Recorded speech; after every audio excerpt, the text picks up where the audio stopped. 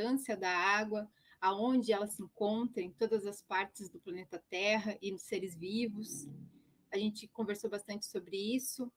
Meu nome é Dominique, sou a professora Dominique, e vou dar continuidade a essa aula com vocês. Então, só lembrando alguns pontos do ciclo da água, né, que os principais ciclos que a gente vai abordar nessas duas sextas vai ser o ciclo da água, que nós já vimos sexta passada, e hoje o ciclo do carbono, do nitrogênio e do oxigênio, que são os principais.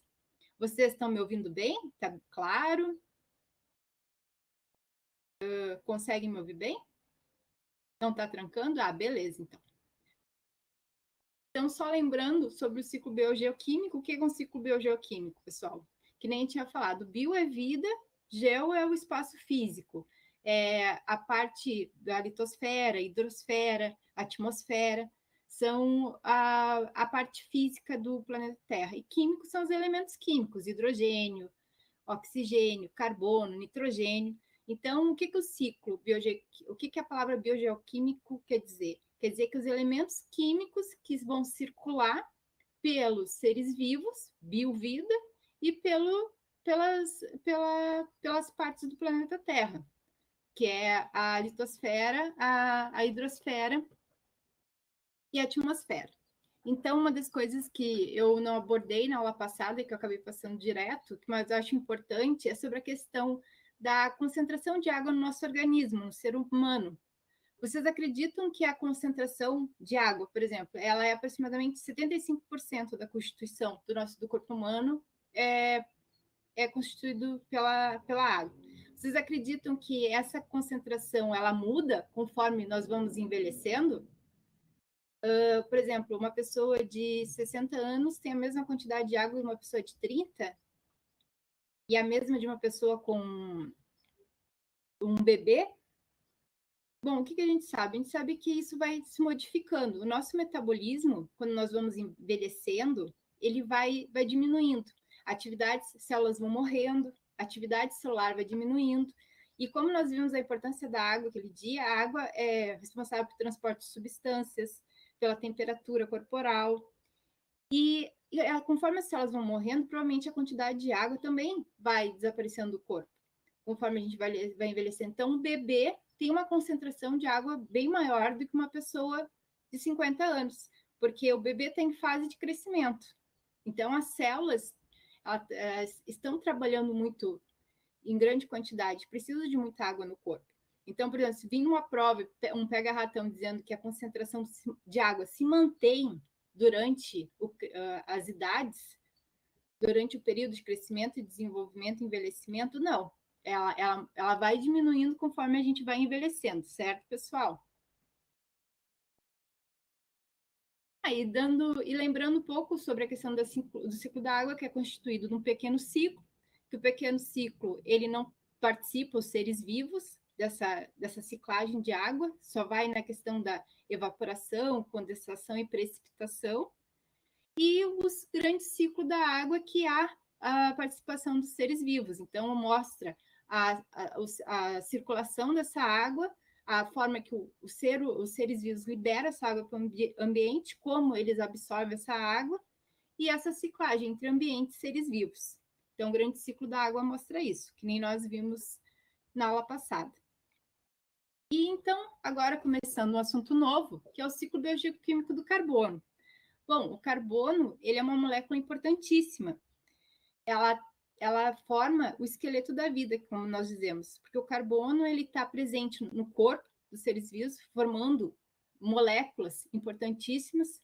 O carbono ele é um átomo que ele tem a propriedade de quatro átomos diferentes se ligarem ao carbono. Então, ele tem 4 ligações que permitem, né, que outras moléculas se liguem a ele na camada de valência. Então, é por essa propriedade de poder formar 4 ligações com outros átomos é que possibilita essa gama de moléculas tão complexas, que existem carboidratos, aminoácidos, proteínas, lipídios. Nós temos a glicose, que é uma molécula extremamente importante na produção de energia, tanto para animais como vegetais, para a maioria dos seres vivos. Nós temos aqui o DNA, RNA, que é formado por uma estrutura ali, a gente pode observar um esqueleto ali de carbono.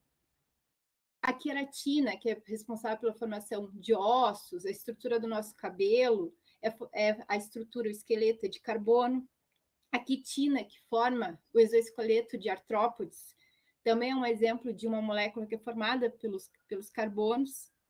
Então, é uma variedade de compostos orgânicos que são formados pelo carbono. Tanto que na química, existe uma parte da química, a química orgânica, que ela questão, quantos carbonos tem determinada molécula, ela vai ter um determinado nome. Então, o carbono, assim, ela está presente, não só dos seres vivos também, mas também está presente nos ambientes físicos da Terra. Bom, tá, mas aí os ambientes físicos, como é que esse carbono, que está incorporado nas nossas células, formando moléculas orgânicas, ele consegue chegar como é que a gente consegue incorporar os seres vivos esse carbono? Bom, primeiro a gente tem que pensar, onde é que se encontra o carbono? A maior fonte de carbono é o gás carbônico, que está presente na atmosfera. Então, daí a gente já consegue começar a desenvolver o nosso raciocínio. Então, a maior fonte de gás carbônico é atmosférico. E como é que nós, por exemplo, os seres humanos ou os animais, eles conseguem, de forma direta, absorver o gás carbônico e usar esses carbonos para estruturas celulares? Não, a gente precisa de um outro ser vivo que tenha essa capacidade de absorver esse gás carbônico da atmosfera, aproveitar para produzir energia e produzir biomassa, e a gente vai fazer o quê? A gente vai se alimentar desses seres fotossintéticos que vão conseguir carregar esses carbonos pela cadeia alimentar. Então, aqui a gente já vê que no ciclo a gente tem a atmosfera, que é um espaço físico, e nós, seres vivos, vamos empregar esse carbono, retirar esse carbono do CO2 para ser utilizado.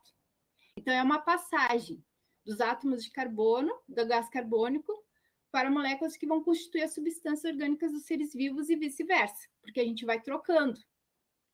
Então, um dos processos importantíssimos no ciclo do carbono é a questão da fotossíntese. Então, os seres fotossintetizantes, eles têm a capacidade de captar esse gás carbônico, quebrar essa molécula e utilizar para produzir substâncias orgânicas, compostos orgânicos altamente energéticos como a glicose.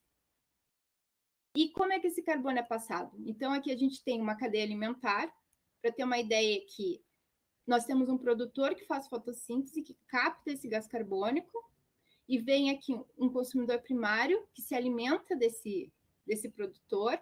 Então, parte desse carbono está inserido na biomassa desse vegetal, desse produtor, que é um ser fotossintetizante. Então, esse consumidor primário come parte do produtor, assim como o consumidor secundário come o primário e o terciário come o secundário. Então, é a partir da alimentação que esse carbono vai sendo utilizados por outros seres vivos para poder formar estruturas, como células, estruturas, compostos orgânicos, como carboidratos, como proteínas. Pessoal, se vocês tiverem alguma dúvida, podem perguntar aí no chat, tá? Não tem problema. A gente dá uma paradinha. Bom, esse ciclo do carbono, eu trouxe uma ilustração para a gente conseguir entender e enxergar como isso está acontecendo no ambiente. Então, nós temos ali o gás atmosférico, certo? Então, a atmosfera, grande quantidade de carbono ligado ao oxigênio, que vai formar o gás carbônico. Então, essa assimilação desse gás carbônico é feito pela fotossíntese, por essa árvore aqui. Então, a assimilação do carbono é feita pelo vegetal. Esse carbono, parte vai formar raiz, vai formar celulose, vai formar folha, caule, vai ser impregnada a biomassa desse vegetal. E a outra parte, lembrando que é importante, os vegetais eles fazem respiração. Porque quando a gente fala em vegetais, em seres fotossintetizantes, a gente sempre lembra a captação de gás carbônico para a fotossíntese e a questão do uso da radiação solar, porque a fotossíntese ela só ocorre por meio de uma fonte de luz, né, por meio da radiação solar, mais a absorção do gás carbônico. Só que elas também respiram, porque elas precisam quebrar, quando elas produzem os carboidratos, produto da fotossíntese, na respiração elas quebram esse carboidrato para poder o quê? Para poder produzir ATP, energias para as células. Então, quando respira, ela está liberando o quê? Gás carbônico para a atmosfera. Então, aqui a gente vê bem a ciclagem, esse ciclo vegetal absorvendo gás carbônico e liberando novamente para a atmosfera por meio da respiração. Nós temos aqui um herbívoro que ele vai assimilar o carbono pela alimentação, ele se alimenta de parte dessa planta, então parte do carbono que faz parte dessa biomassa vai ser ir para o alce por meio da alimentação, seguindo a cadeia alimentar. E o que a gente observa? Que o alce também respira, ele faz respiração celular. Então, parte é devolvido desse carbono por meio da respiração celular, é devolvido para a atmosfera. E a outra parte, ela é degradada pelos decompositores. E a outra parte vai ser incorporada à biomassa desse animal, desse herbívoro. Então, tem o caminho, quando ele se alimenta, esse carbono, parte vai constituir o corpo desse herbívoro, parte é liberada para a atmosfera por meio da respiração, e quando esse herbívoro faz cocô, ou os excrementos dele vão sofrer processo de decomposição, que nem quando a planta morre ou esse herbívoro morre, eles vão sofrer processo de decomposição, e esse processo de decomposição vai liberar parte dos carbonos dessa matéria que ele está decompondo novamente para a atmosfera na forma de gás carbônico. Então, aqui a gente vê bem essa ciclagem.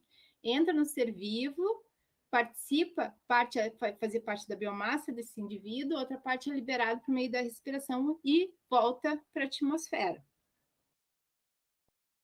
Então, aqui é importante ver a questão do retorno do gás carbônico para a atmosfera e também o uso dele nos seres vivos.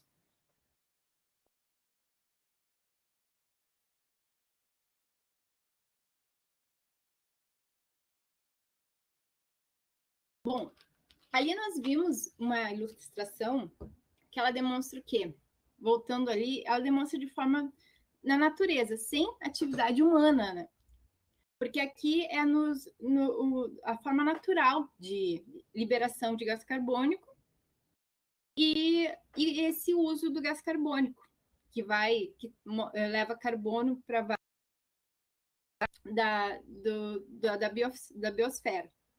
E também a gente pode ver que esse herbívoro, se ele servir de alimento para um carnívoro, que vai ser um consumidor terciário, esse consumidor terciário ele vai adquirir carbonos pela alimentação. Então, vocês sempre seguem a questão da cadeia alimentar. Bom, voltando aqui, nessa outra ilustração, a gente também está vendo a questão da liberação de gás carbônico para a atmosfera. Só que aqui a gente vê o quê? Uma atividade humana. A atividade humana está presente aonde? Nessa figura, a gente observa que está ocorrendo uma grande combustão, as queimadas de florestas. Então, quando a vegetação é queimada, o gás carbônico é liberado, então, grande quantidade de carbono é liberado para a atmosfera. Além que nós vimos lá no ciclo da água que quando a vegetação é queimada, quando grandes florestas são derrubadas, como a Amazônia, vai alterar o ciclo das chuvas e também a temperatura devido ao aquecimento global. Então, aqui a gente tem uma atividade humana, o desmatamento também, vão ter menos árvores para fazer transpiração, liberar água na forma de vapor, e também menos árvores para captar o gás carbônico da atmosfera, para continuar um equilíbrio, né? o uso, parte desse carbono nos seres vivos e outra parte devolvida para a atmosfera. E o desmatamento, ele quebra esse equilíbrio que deveria estar ocorrendo. Que nem a questão do petróleo, por exemplo, os combustíveis fósseis. Os combustíveis fósseis, por exemplo, carvão mineral, o petróleo, eles são combustíveis, são resíduos de seres vivos que foram soterrados de forma muito rápida há milhões de anos atrás. Então, eles foram soterrados, não foram decompostos, então não teve atividade dos decompositores, né, no processo de quebra do carbono e liberação desse carbono para a atmosfera, então eles ficaram retidos por milhões de anos no solo. Então, o que vem? O homem descobre que o carbono, que é o petróleo, derivados o petróleo, carvão mineral, derivados desses combustíveis fósseis, eles liberam grande energia. Então, na Revolução Industrial, quando ocorreu um boom de produção, ocorreu os utilizados combustíveis fósseis. Então, foi uma eliminação muito grande de carbono para a atmosfera, sendo que esse carbono estava guardado, né? Ele não estava circulando entre a atmosfera, hidrosfera, ele só estava preso e deveria continuar por lá, porque o aquecimento global é provocado pela essa emissão devido à combustão, né? A emissão grande de gás carbônico para a atmosfera. Então, esses combustíveis fósseis, eles causam um grande problema, porque o que aconteceu? Uma grande concentração de gás carbônico, sendo que a biosfera não consegue lidar com essas grandes concentrações, porque ela não estava inserida naquele meio. E aí, o que acontece? Vai acontecer desencadear o quê? Que é muito falado, o aquecimento global. Devido ao quê? Ao efeito estufa. Porque o gás carbônico, ele é um gás que também está presente nos gases estufa. Então, o efeito estufa, ele é algo natural. Só que quando essa massa de gases, ela é mantida, é a mais espessa, porque vai ser eliminado mais gás carbônico, que vai formar esse efeito estufa, o calor fica retido na Terra. E aí o que acontece? Começa a aumentar as temperaturas e vai desencadear vários problemas, como a questão do derretimento de geleiras, né? A diferença de temperaturas em vários lugares, né? Que pode mexer no ecossistema, na vida de vários animais. Então, ele desencadeia vários processos. E lembrando que o gás carbônico, ele está presente na atmosfera, mas ele também se encontra dissolvido no oceano. Então, os oceanos são importantes porque eles absorvem parte desse gás carbônico atmosférico. E esse carbono, ele é utilizado pelos seres marinhos para formar conchas. É encontrado também nos corais e outros organismos, parte desse carbono atmosférico, que ele vai ser incorporado na forma de carbonato de cálcio. Então, a gente encontra ele na forma inorgânica nos oceanos. Também, uma coisa importante que nesse ciclo todo é que, além sobre a acidez dos oceanos, o que acontece? Quando se elimina muito gás carbônico para a atmosfera, e parte do oceano está captando esse gás carbônico. Então, ele vai provocar o quê? A acidez dos oceanos, porque o oceano vai absorver mais gás carbônico e vai mexer no pH do oceano, que é um problema ambiental que está se vendo sobre a questão da acidez dos oceanos. Então, a importância, quando a gente fala do ciclo do carbono, sobre a questão de produção de energia limpa, de energias renováveis, como a exploração da energia pelo vento, eólica, através de painéis solares, energia solar. Então, tentar reduzir essa emissão de gás carbônico substituindo por energias renováveis, que é uma coisa que provas gostam de linkar sobre o aquecimento global e a influência das energias renováveis, qual é o impacto da energia renovável sobre a emissão de gás carbônico? Claro que vai diminuir, porque eu não vou estar queimando combustíveis fósseis. É uma energia proveniente do sol ou do vento, é uma energia limpa. Certo, pessoal? Bom, aqui só lembrando, por exemplo, a gente falou sobre fotossíntese, a gente falou sobre respiração. Então, lembrando que os processos, por exemplo, os carboidratos são formados de carbonos. Onde é que é produzido esses carboidratos? A gente viu que a célula vegetal é autótrofa, então ela possui ali, ela vai captar energia luminosa. No cloroplasto, ele é onde ocorre a produção de glicose e a liberação de oxigênio. Essas células vegetais, elas possuem também mitocôndria, que vão fazer respiração e vão liberar gás carbônico para a atmosfera. Quando elas produzem glicose, que é uma molécula orgânica altamente energética, a célula animal, os animais, eles vão, através da alimentação, ingerir essa glicose e vão também ser usados na mitocôndria, que a mitocôndria é responsável pela respiração celular. Lembrando que a respiração celular produz ATP para abastecimento de energia das atividades celulares. E também, nesse processo de respiração celular que ocorre na mitocôndria, a liberação de água, que volta, né, por meio da transpiração, que volta para o meio ambiente. Então, a gente vê ali que o gás carbônico, a água, os carboidratos, eles vão, né, sendo tanto, eles vão estar presentes no ambiente, mas também nas atividades, tanto da célula vegetal como da célula animal. Bom, aqui eu trouxe essa notícia sobre desmatamento, que vai aquecer o clima do planeta mais do que o estimado. Sim, o desmatamento é que nem a gente viu naquela ilustração. À medida que eu derrubo uma vegetação, é menos gás carbônico que está sendo captado por esses seres fotossintetizantes, menos a temperatura do ambiente vai aumentar, porque aquela vegetação não está mais transpirando, então levando para o ambiente vapor de água para manter o equilíbrio da temperatura e diminuindo o ciclo das chuvas devido ao desmatamento.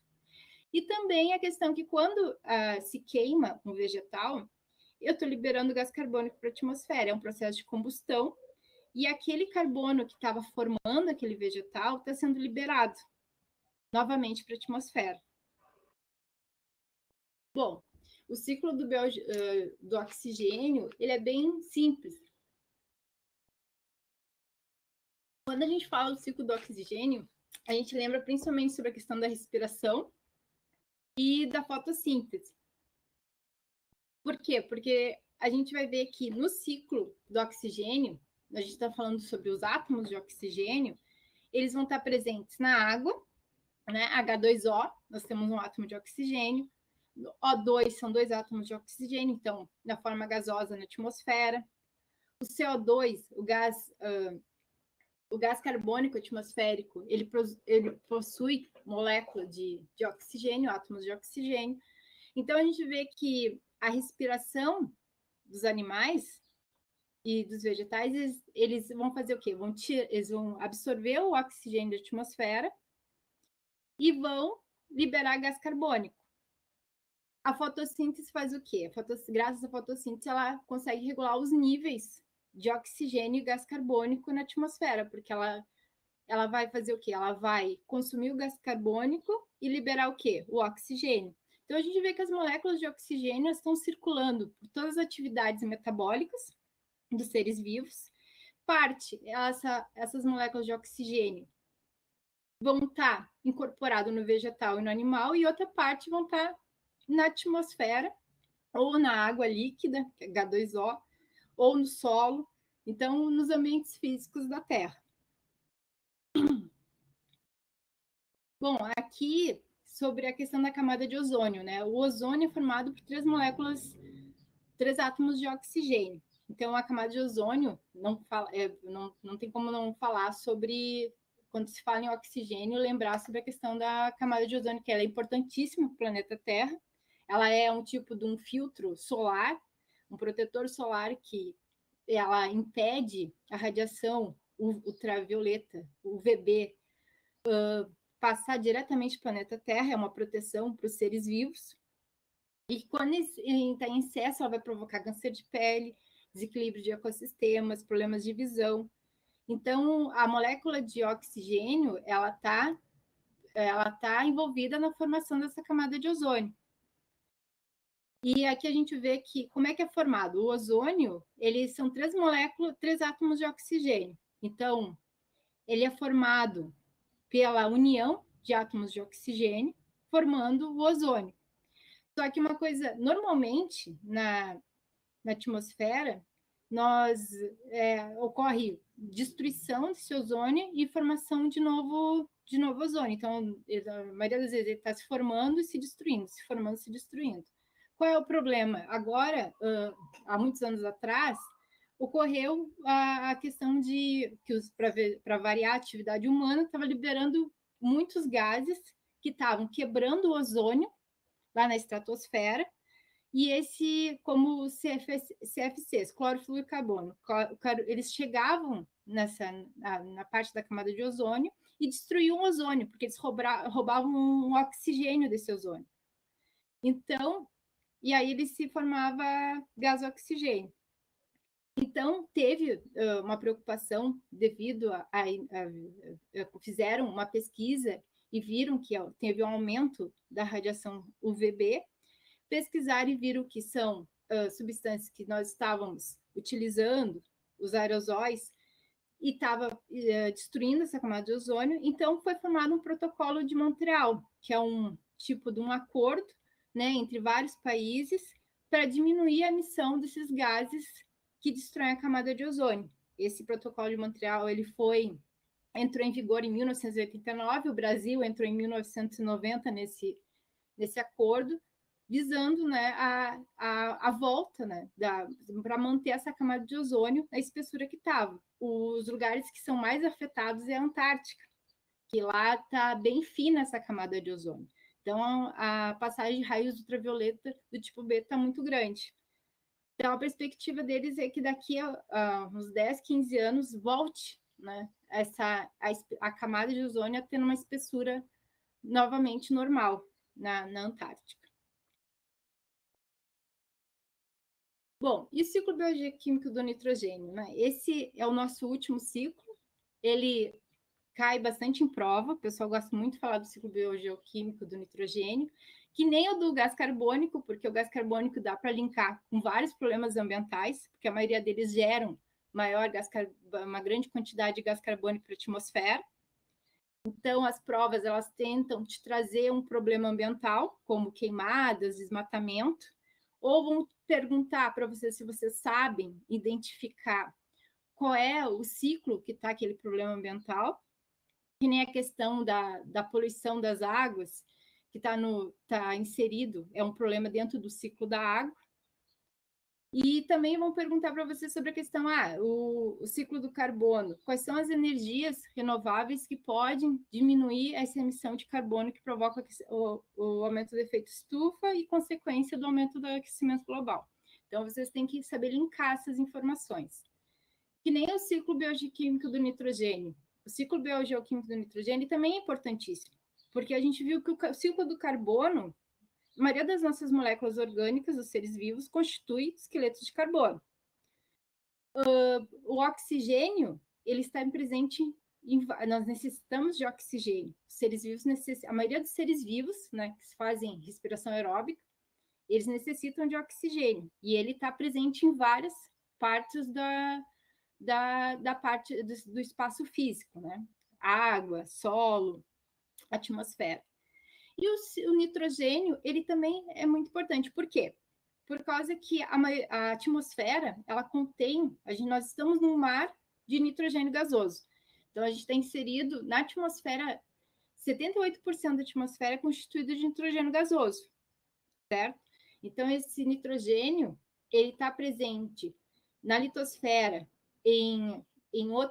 formando outros tipos de substâncias, como amônia, nitrito, nitrato. Na água também está presente, não na forma gasosa, mas sim na forma de amônio, nitrito, nitrato, mesmo que se encontra na litosfera. E nos seres vivos, ela vai constituir importantes substâncias, como proteínas, ácidos bases nitrogenadas, os aminoácidos que formam as proteínas. E também a gente pode ver que o nitrogênio ele é formado por 2 átomos de nitrogênio compartilhando elétrons, numa ligação tripla covalente. Então, é uma ligação muito forte. Então, aqui a gente vê a importância, né, formando o grupo amina dos aminoácidos, que os aminoácidos vão formar as proteínas. A base nitrogenada do RNA contém nitrogênio, com partes da clorofila mesmo responsável, pigmento responsável pela fotossíntese nos seres fotossintetizantes, é formado a estrutura é formada por nitrogênio. Então, vocês pensem comigo, tá? Mas a gente respira, como é que é inserido esse nitrogênio nos seres vivos? Como é que esse nitrogênio vai sair da forma gasosa e a gente vai utilizar esse nitrogênio para formar substâncias orgânicas no nosso corpo?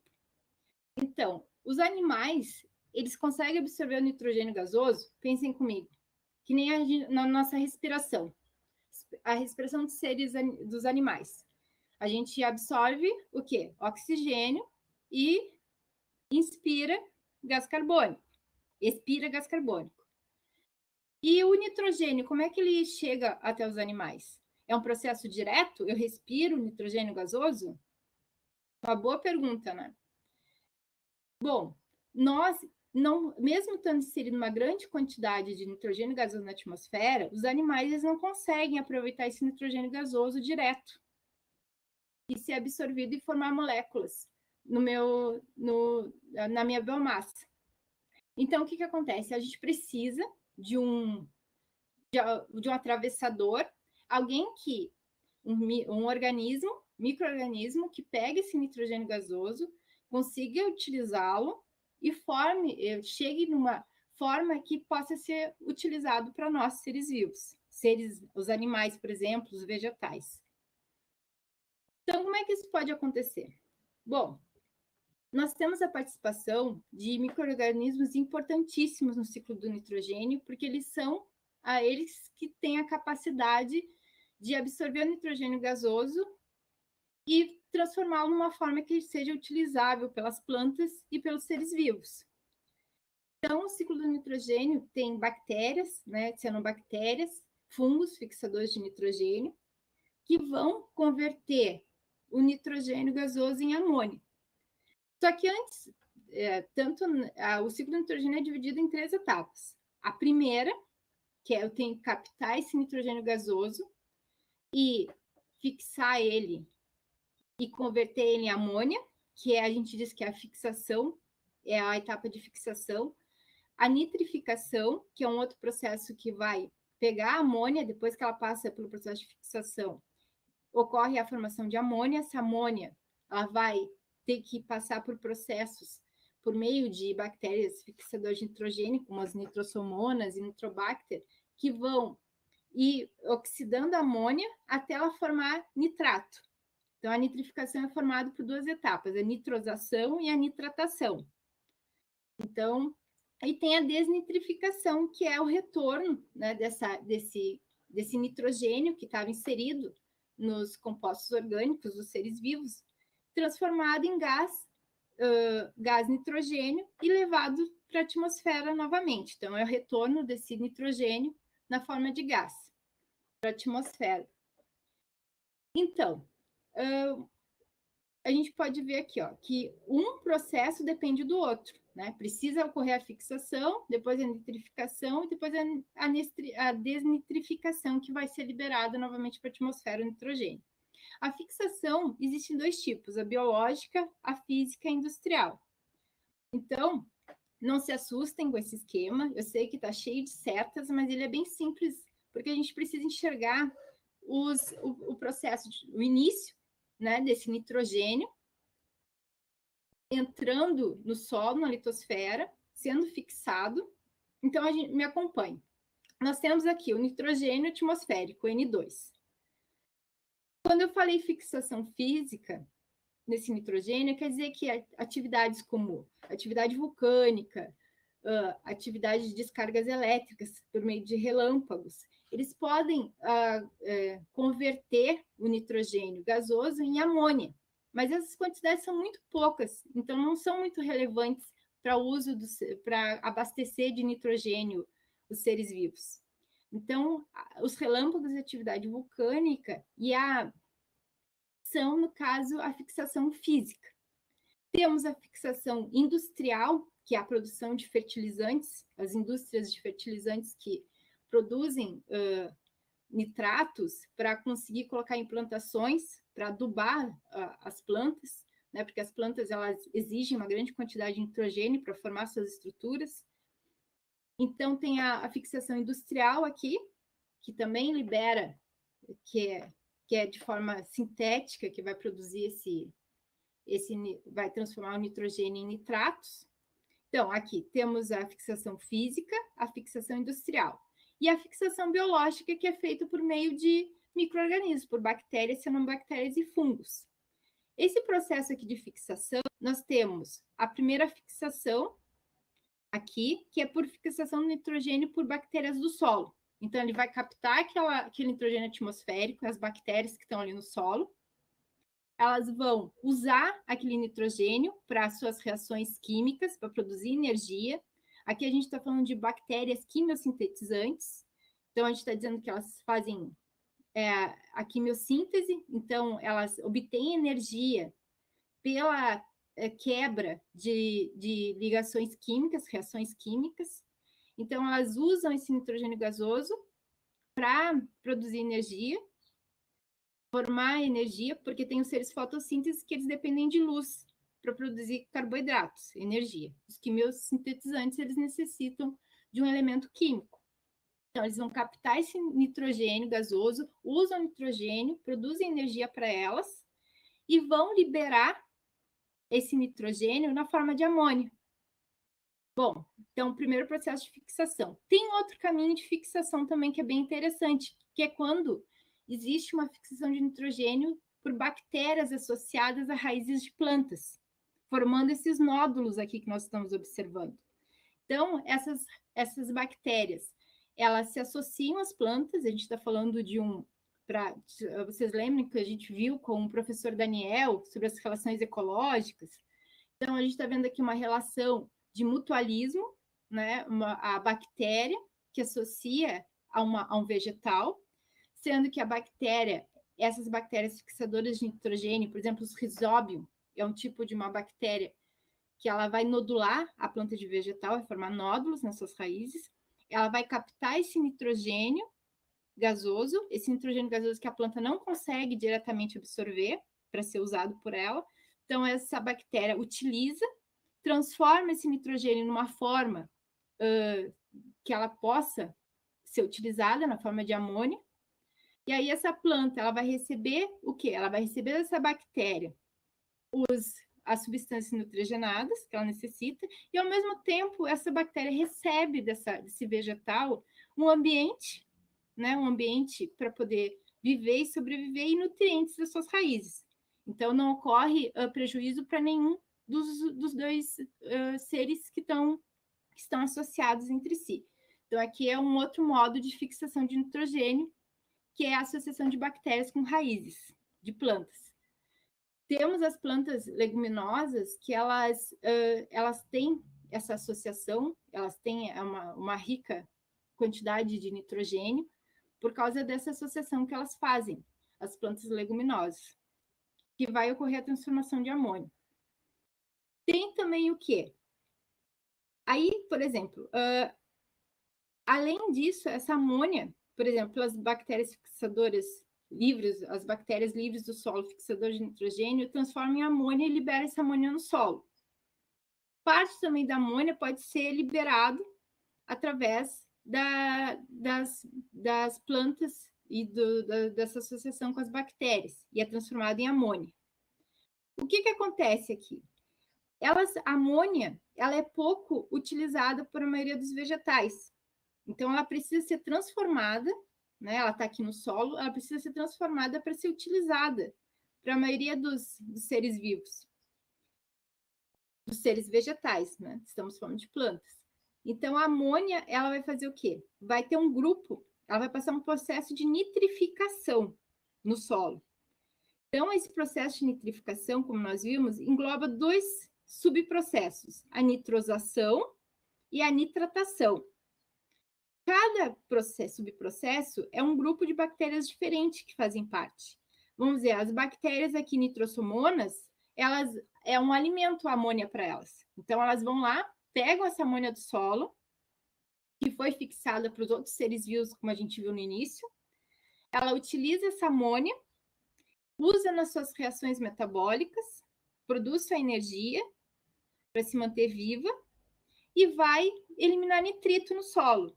Ah, beleza, ela utilizou a amônia, transformou ela em nitrito e liberou para o solo novamente. Nós tivemos dentro da nitrificação um processo de nitrosação. É o que? A transformação de amônia em nitrito. Beleza. Aí o nitrito, ele ainda também não é assimilável pelas plantas. Então ele precisa passar de nitrito para nitrato. E tem um outro grupo de bactérias, que são as nitrobacter, que elas fazem o quê? Elas têm afinidade pelo nitrito, elas precisam do nitrito como fosse fonte de alimentação, fonte de nitrogênio.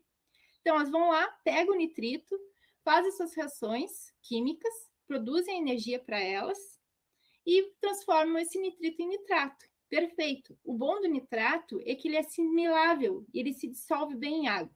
Então, as plantas, elas têm, no caso, elas melhor utilizam é nitrato para absorver, elas absorvem através das raízes. Aquelas plantas, aqueles vegetais que não têm essa associação com bactérias em nódulos de raiz, porque não são todas plantas que têm que conseguem fixar o nitrogênio porque são associadas com bactérias. Não, é um grupo. Aí tem os outros grupos que eles não têm esse benefício com as bactérias. Então, elas têm que absorver direto do solo. Então, quando está na forma de nitrato, a gente vê que a amônia passou por vários processos de oxidação, a amônia se tornou nitrito, é o subprocesso nitrosação, por meio das bactérias nitrosomonas. Depois, esse nitrito ele é transformado em nitrato, a gente diz que é processo de nitratação, nitrato. Então, a nitrito se transformou em nitrato porque as bactérias Nitrobacter utilizam o nitrito e formam um nitrato, certo, pessoal? Então, esse nitrato ele é assimilado pelos vegetais. E importante, tá, nós estamos falando em vegetais e bactérias que participam de todo o processo de fixação, nitrificação, que é essa transformação de amônia a nitrato. Só que os animais, como é que eles vão adquirir? Pensem comigo, como é que nós, os animais, os seres humanos, eles adquirem a questão dos nitratos, os seres vivos é pelo meio da alimentação, a cadeia alimentar. Por exemplo, aqui nós temos um herbívoro que se alimenta dessa árvore, essa árvore, esse vegetal, assimilou, né, esse nitrato já que passou por vários processos no solo, e ela vai ter parte desse nitrogênio utilizados para formar os aminoácidos dessa planta, proteínas, e quando vem um herbívoro, ele vai lá e consome parte dessa biomassa. Quando ele consome, ele está adquirindo o quê? Nitrogênio. Que nem nós, quando a gente se alimenta, dependendo do hábito, é carnívoro, onívoro, ou dependendo do que se é vegetariano, dependendo da alimentação, ele também, independente da alimentação, ele também está adquirindo, por meio da alimentação, nitrogênio. Então, a professora, adquire nitrogênio, vocês, seres humanos, nós, adquirimos o quê? Nitrogênio por meio da alimentação, por meio da cadeia alimentar. E os outros seres vivos que não têm, que não têm a capacidade de fixar o nitrogênio o nitrogênio atmosférico, também é por meio da alimentação. Uma coisa importante por que a gente não consegue adquirir, respirar nitrogênio gasoso? Porque o nitrogênio é uma molécula muito grande é uma molécula muito grande, diferente do oxigênio.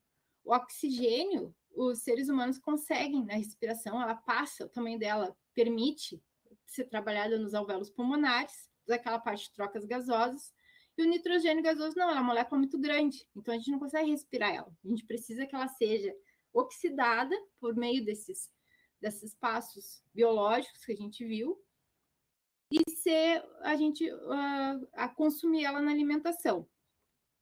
Bom, uma das coisas também que é importante saber que existe o processo de decomposição.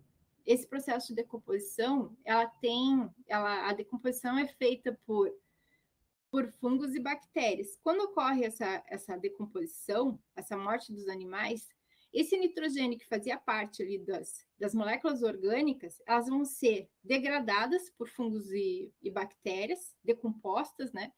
E vão formar amônio, que a gente diz que esse processo é a amonificação. Então, é o processo que é a amônia produzida pelo meio de decomposição.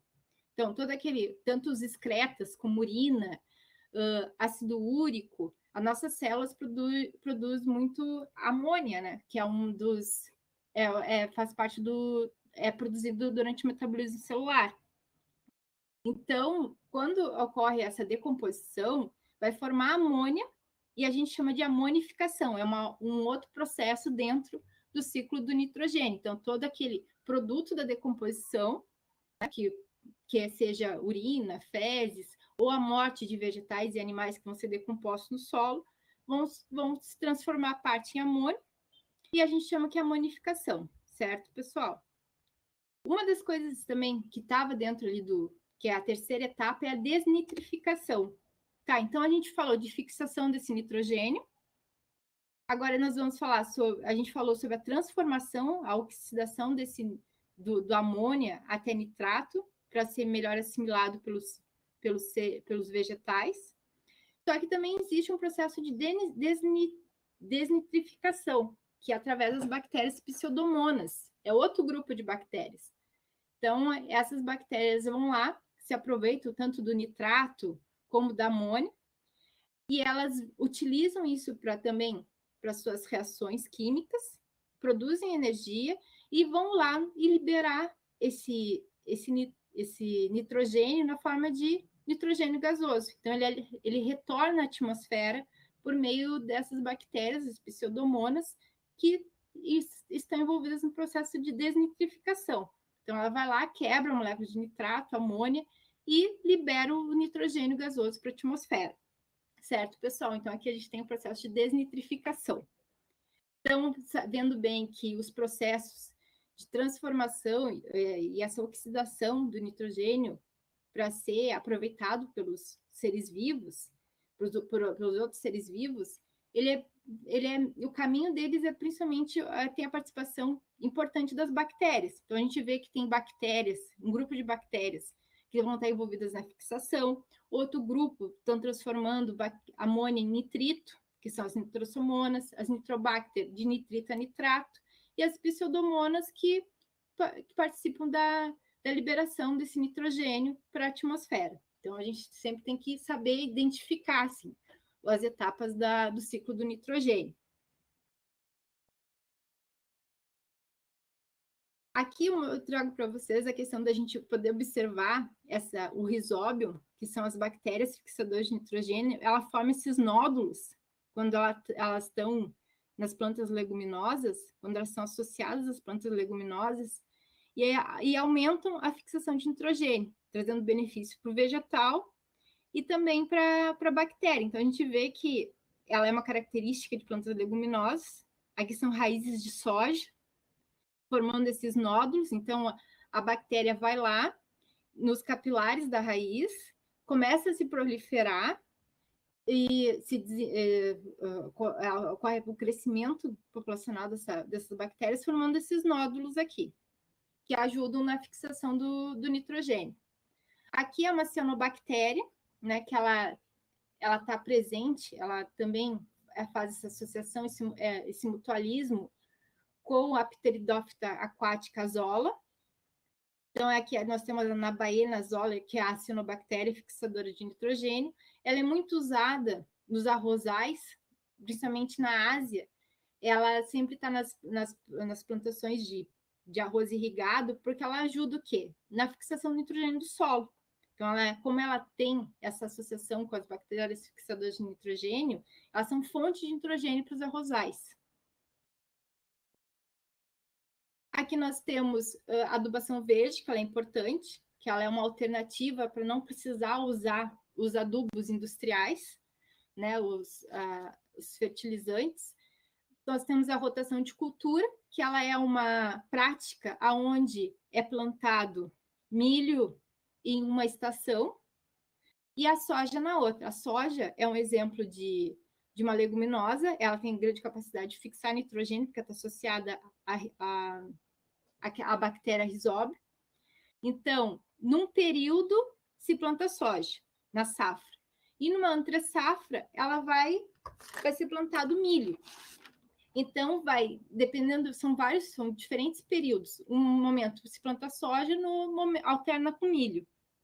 Então, quando a soja foi colhida e parte do vegetal fica na terra, as raízes, por exemplo, eles vão se decompor e vão ser fonte de nitrogênio para o milho. Então, é uma forma de adubação verde, a rotação de culturas, rotação.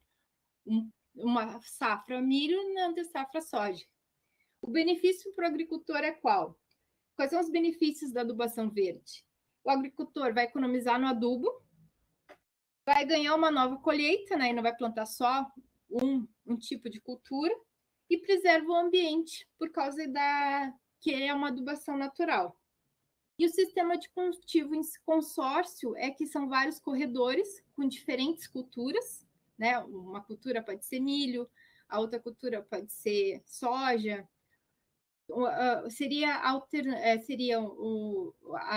uma leguminosa junto com uma não leguminosa.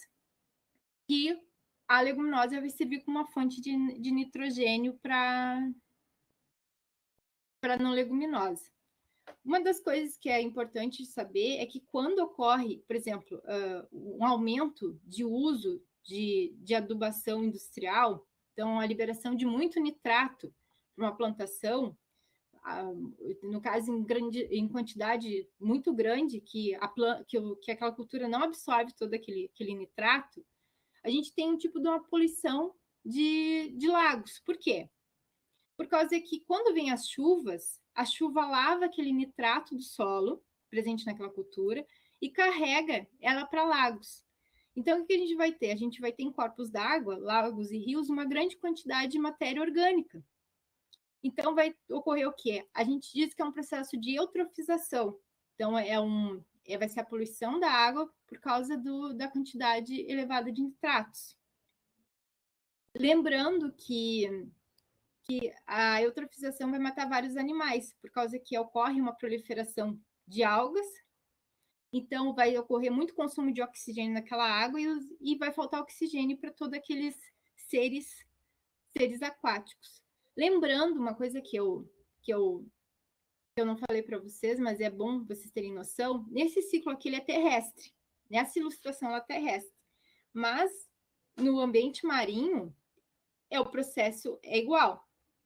O que vai mudar são as bactérias que participam, porque elas vão estar em um ambiente diferente. Então, são outras bactérias que participam desse processo, mas vai ocorrer a nitrificação, vai ocorrer a desnitrificação no ambiente marinho. O que muda vai ser só os tipos de organismos as bactérias que vão participar desses processos. Bom, então, eu tenho aqui umas questões, né? Essas questões elas vão estar no YouTube. Se vocês quiserem fazer elas em casa, no caso, e depois vir tirar as dúvidas comigo, podem vir conversar. A gente tem também uma professora que é a monitora, a Joyce. Vocês tanto podem me procurar na sexta que vem, que a gente vai dar a continuidade à aula falando sobre biomas, que aí vai ser com o professor Marcelo e com a professora Tayane.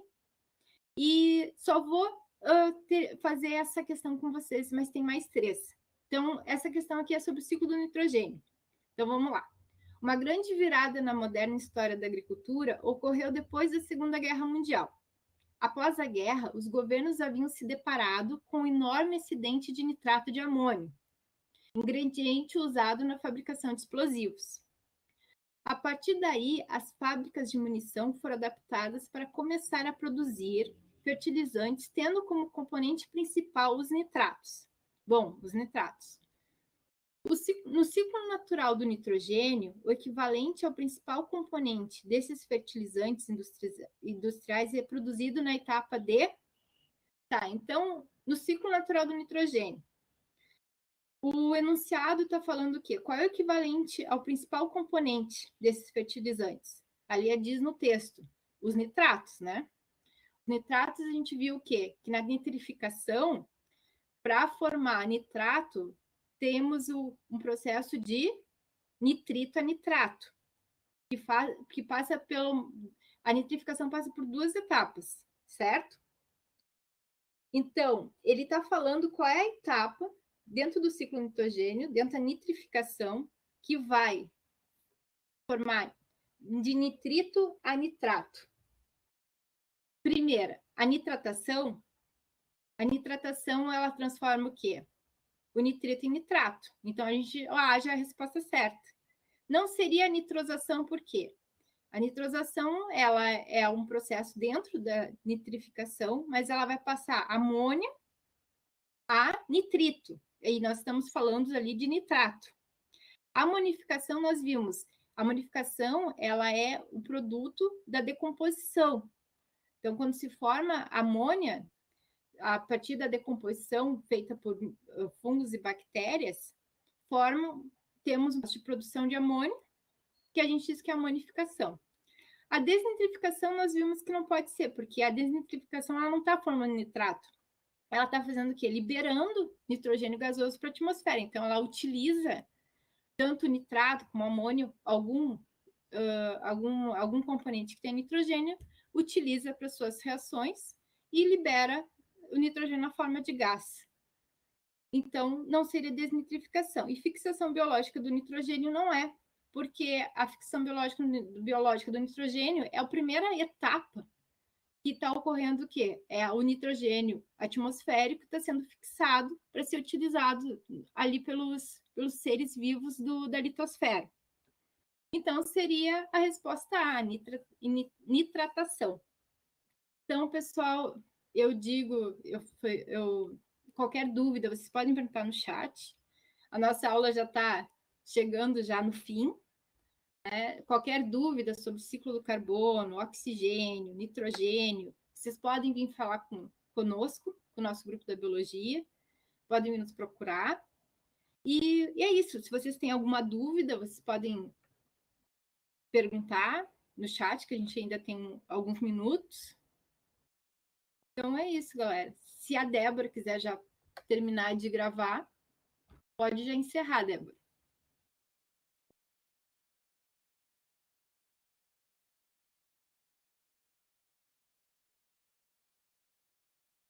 Então, pessoal, vocês estão tudo vivos? É bastante informação, né? Mas se vocês estudarem, vocês vão ver. Se conseguir visualizar isso no ambiente, na questão dessa ciclagem dos elementos químicos,